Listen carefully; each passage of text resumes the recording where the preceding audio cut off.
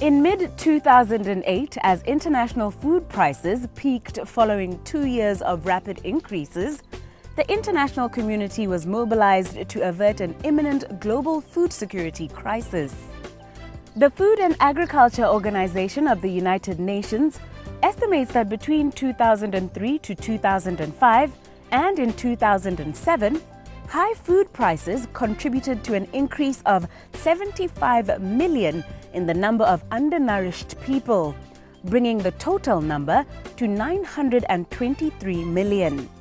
Food security is a prerequisite for progress on every other development goal.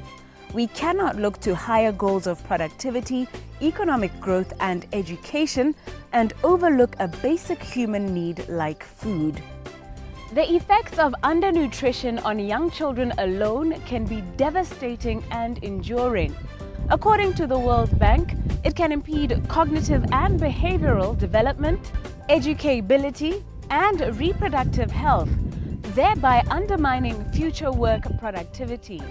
The ripple effect from this has far-reaching consequences for countries' economic aspirations. If a country's workforce has its levels of productivity and morale depleted by an inability to acquire or even access healthy food, then no amount of training, workshops or schemes can be effective. More recently, reports from the United Nations show that world food prices surged to an all-time high back in February. Even though many items have fallen in price since then, food prices are still high and have doubled over the past 5 years. In the words of economist Dr. Gerard Lyons, demand is rising, supply is not keeping pace. But is the subject of food security as straightforward as issues surrounding supply and demand? The Food and Agriculture Organization of the United Nations, FAO, contends otherwise. Mr. David Tibe of FAO illustrated that if a threefold increase in food production does not result in a threefold decrease in people who struggle to put food on the table, it is to a great extent a worthless exercise. To unpack the complexities of food security, we had a sit-down with Mr. Tibe recently that it is our pleasure to present to you tonight. I am Namezo Sibina. Welcome to First Issues. The topic of food security has been making headlines in recent months. What with Economist Intelligence Unit Food Security Index 2012 reporting that Botswana households have one of the best accesses to sufficient, safe and nutritious food in Africa, second only to South Africa. And the Permanent Secretary in the Ministry of Agriculture, Dr. Micas Chimbombi, paradoxically expressing his concern that the 90% rate at which Botswana imports its food is unsustainable. So which is it? Is Botswana doing well in terms of food security or not? The problem might be our limited understanding of the term food security itself. Mr. Tibe of the Food and Agriculture Organization of the United Nations comes to our aid in this regard. And according to his definition, where food is sourced may even be a non-issue. To begin our discussion, we asked our guest to give us the greatest developmental challenges brought about by food insecurity in Africa. There are a lot of consequences. Maybe perhaps the first thing is to try and define food security so that we can give a contextual tone to what we are going to be discussing. Not a problem. Food security is a very complicated concept. We sometimes said it is quite fluid because of the way in which it has been tried to, attempts have been made to define it in both research and policy usage. So as a concept, it started around the 1970s.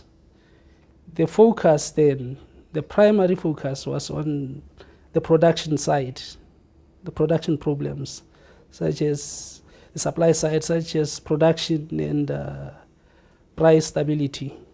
So this particular definition of food security was wanting in that it left out issues of consumption and accessibility. So in other words, it had failed to recognize that poverty and endemic hunger were problems that are associated with lack of effective demand.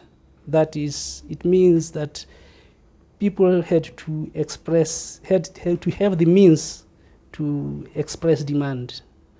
So that brought on to the definition of food security the second aspect on the demand side.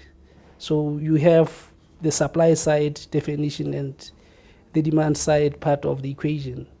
But around 1983, the Food and Agriculture Organization of the United Nations started arguing that the equation was not balanced, because although it reflected the supply side and the demand side, there was also a need to consider the aspect of accessibility on the available supplies by the most vulnerable groups. So that brought the third dimension to food security.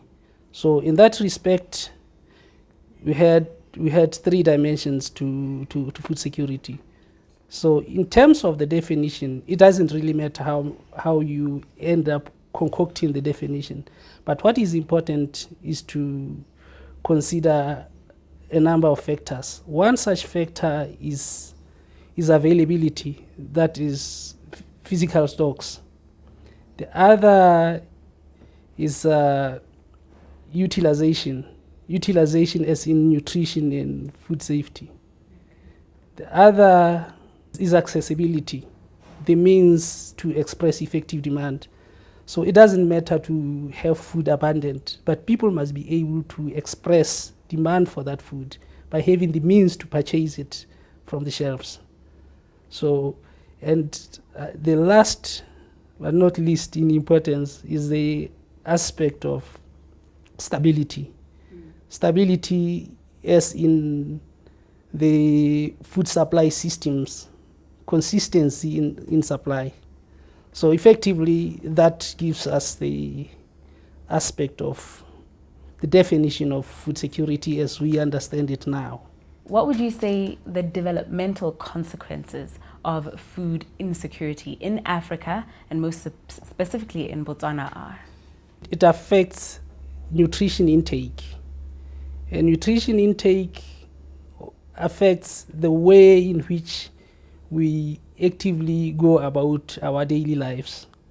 If you don't have enough nutrition, you're obviously going to be susceptible to infections.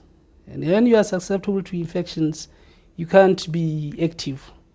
So in that way, it tends to hamper, to impede the way in which you become productive as an individual. So this is the consequence generally at both national and global levels. Meaning, of course, that this has huge implications for productivity and production. Yeah, it has huge implications for productivity. In fact, the whole of human capital, increases in human capital stocks, is a consequence of a number of factors. One factor is education. The other factor is high levels of human health. And thirdly, perhaps, is the new way of learning and training. So these aspects, and the aspect of human health is very important, because sick people are not productive. They cannot apply themselves in terms of concentrating over a period of time. So if you are not productive, take for instance an organization that has 5 people. One is hungry and therefore is very unproductive. The other 2 or 3 have relatives that have to be taken to hospital because they have been infected with some diseases because of that. So obviously the organization might as well close. This is a microcosm for a much bigger problem, a much bigger global problem. What would you say the top 3 challenges for food security are in Africa? One, For instance, on the supply side, the weather-related production for shortfalls. Most of the production areas in the world have been affected by weather. The second thing is the cost of fuel, because the cost of fuel trickle down to the cost of production. So when the cost of production is high, then obviously what you are going to purchase will be more in the market stall. So that is one other area. On the demand side, for instance, the problem has been that of the demand exerted by the need for biofuels, because we know that the commodities that were traditionally used for food, they are now used to produce biofuels. We know, for instance, that maize will produce ethanol and rapeseed will produce biodiesel. So that has created a major challenge. And of course, overall, this result in very high prices in the international market. Tonight we're discussing food security with a representative from the Food and Agriculture Organization. What basic principles can governments adopt to counter food insecurity and promote security and sustainability? Well, I don't want to prescribe, but I can obviously relate to a number of basic principles. First principle is to make sure that you guarantee that people have the food they need for an active life. The concentration should not be on the production side. The concentration should go beyond that to include even creating and guaranteeing jobs so that people can have money to buy the food. That is one basic principle. The other principle is that there's need for us, of course, to adapt to climate change and to mitigate the effects of climate change. The other thing that can be done is to ensure that the agricultural policies, support policies, do not unfairly distort international trade. You mentioned that African countries should make sure they do not distort international market policies. Could you break that down for us into a more practical example? Could you explain that a little? Well, countries tend to have some agricultural support policies. The agricultural support policies means you can have some subsidies to subsidize local production. But when you subsidize local production, it means that the net cost to the producer is unrealistic, because the seeds are subsidized, maybe the fuel is subsidized, and so on. So in terms of costing and pricing the commodities that they produce, that is unrealistic. So it's going to be an unfair competition in the international market, because somebody perhaps would not have been subsidized. So you have one producer who has been heavily subsidized and the other one who has not been subsidized. Now, in the international market, you expect them to compete. And what does that imply? It implies that the guy who has not been subsidized, at the end of the day, the price is going to be slightly higher because he has not factored in the subsidy. But whereas the one that has been subsidized, the price is going to be relatively low. So this distorts the market forces. Everything is coming from South Africa. And they are being subsidized by the government in South Africa, diesel, fertilizer, everything. We are not getting anything. If we want anything, we must pay for it.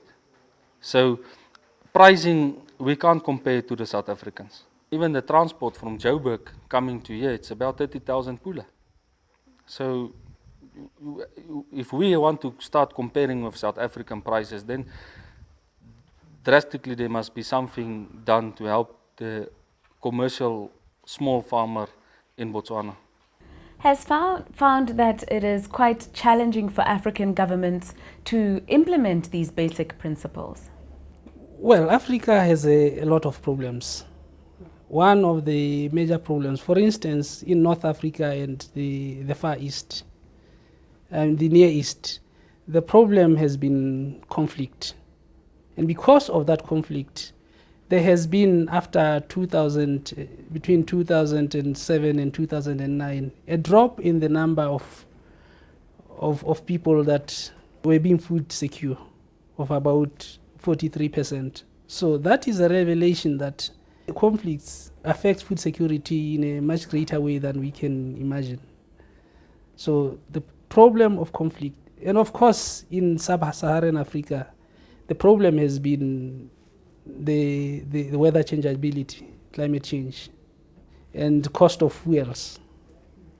Like petroleum has been going up and up and up, and therefore cost of production has almost tripled in the last few years.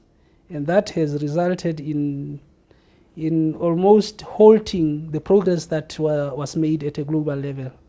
Botswana has been ranked as quite food secure, second only to South Africa actually in the sub-Saharan region.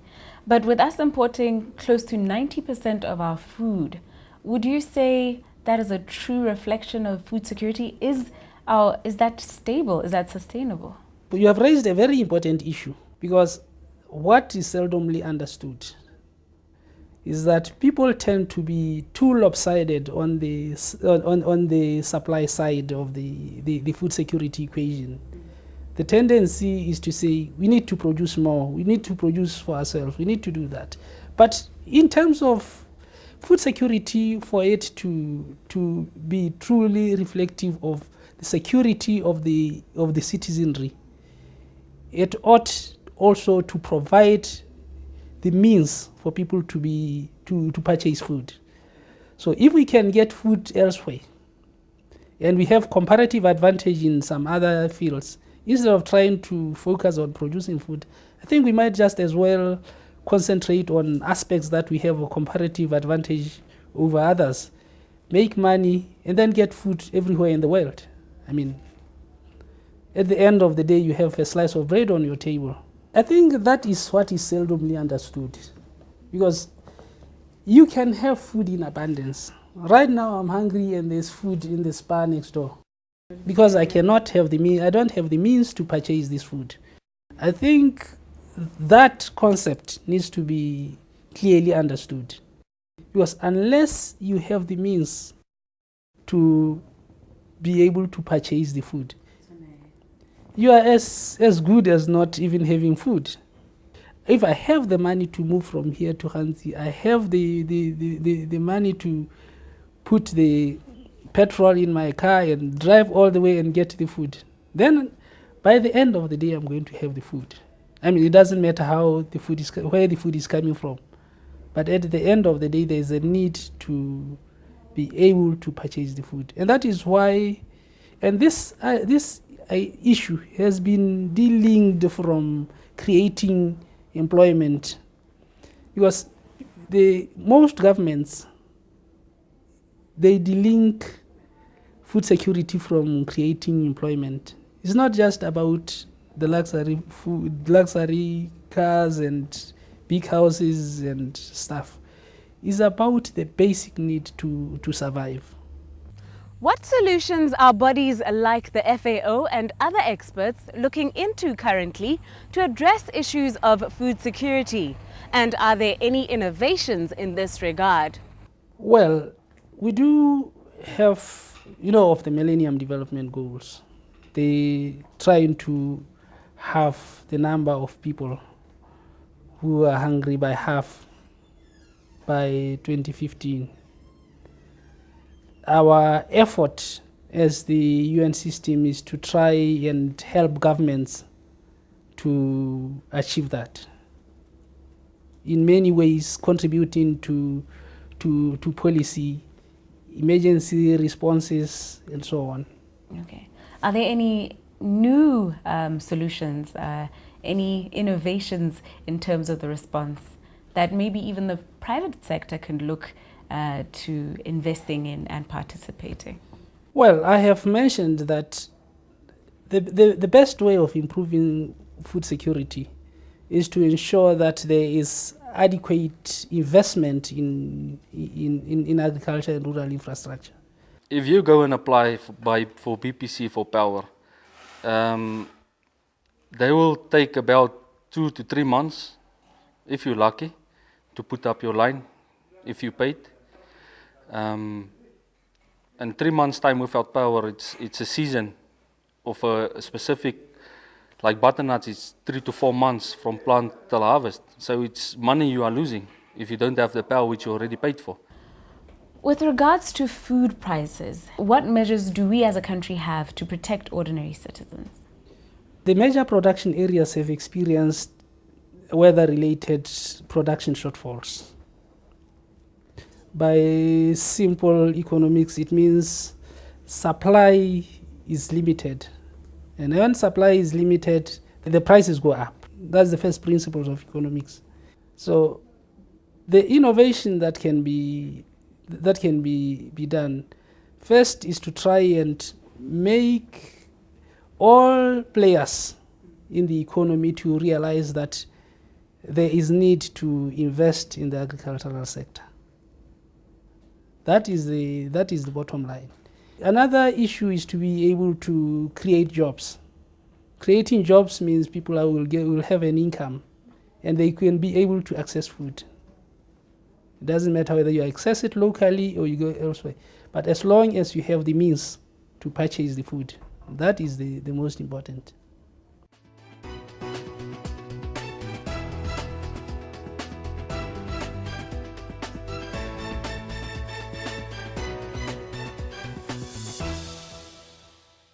In our exploration of new and innovative avenues to improve global industry performance factors, we cannot forget fundamentals like food security. In the words of Mr. Tibe, countries need to come to a full appreciation that health equals wealth. Members of the private sector must also keep in mind that inherent in the challenges posed by a world population that is expected to grow from 7 billion to 9 billion by 2050 are also great opportunities for technology and innovation in a bid to curb a hungry labor force. With that, I, Nameto Sibina, the team behind First Issues, and our sponsors First National Bank, bid you a good night.